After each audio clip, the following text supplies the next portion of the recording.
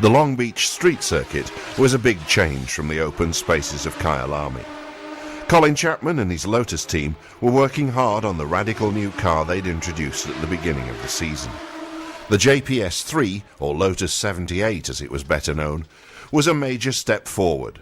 It was called a wing car because its whole body acted as a wing, albeit one designed to grip the ground rather than to fly.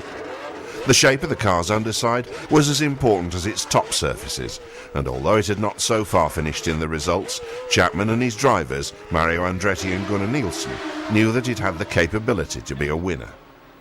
James Hunt wasn't up with the leaders on qualifying speed and discussed his lack of performance with Teddy Mayer.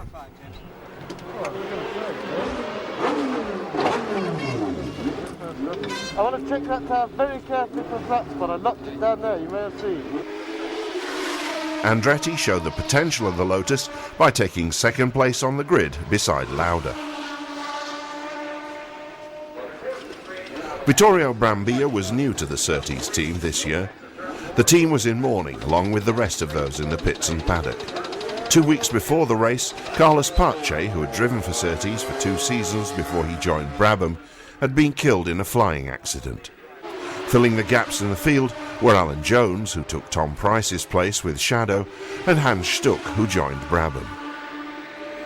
Jody Scheckter was third fastest in qualifying, showing that the combination of a competent chassis and a Ford Cosworth engine was still competitive, even if the engine design was 10 years old this year.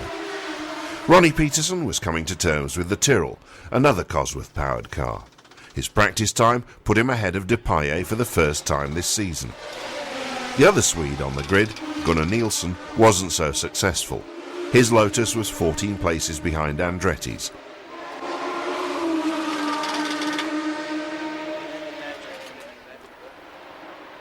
At the start, Scheckter shot into the lead from the third row, and he, Lauda and Andretti came through the first corner cleanly. In the middle of the pack, however, Hunt tangled with Watson and the field rearranged itself around them. Peterson took to the escape road and finished up last.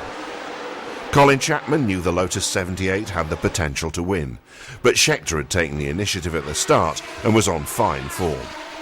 The race lasted 80 laps, and for 75 of them, the South African was driving perfectly, holding off strong challenges from Andretti and Lauda and seemingly in full control of the race.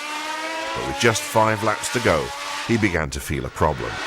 A front tyre was losing pressure, and the Wolf's handling was going off. With just 3 laps to the flag, Andretti saw his chance and got past under braking.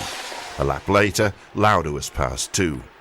For Scheckter, it was a tremendous disappointment, but for Andretti, greeted on behalf of TV by another American racing legend, Dan Gurney, victory on American soil was one of the greatest achievements of his life.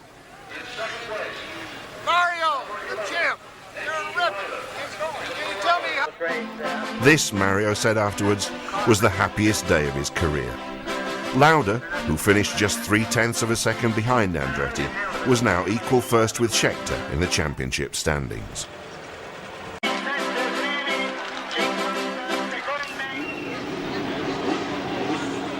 Having visited the west coast of the USA in sunny April, the Grand Prix circus returned to the east coast and Watkins Glen in a cold, damp October. Hans Stuck had set second fastest time in practice, which was dry, and he must have thought it was his birthday when race day was wet, providing his favourite track conditions. Despite the fact that some rain tyres were overheating, Stuck dominated the first 14 laps until his car jumped out of gear and he went off the track. Hunt inherited the lead ahead of Andretti and Scheckter, while in the Ferrari pits all eyes were on Lauda. He was lying fourth and on course for the title. And that's the way it finished. Hunt's second win of the season was all the more satisfying because he'd beaten Andretti. Mario was not his best friend since the collision at Zandvoort. Scheckter and Andretti were underlining their second and third places in the championship, and Lauda was doing what he did best, scoring just enough points to take the title.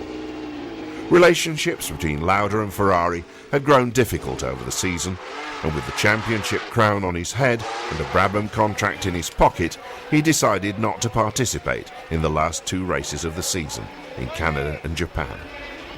Scheckter won in Canada and Hunt in Japan, but neither could approach Lauda's points total. To replace Lauda in Canada and Japan, Ferrari had a new young driver. His name was Gilles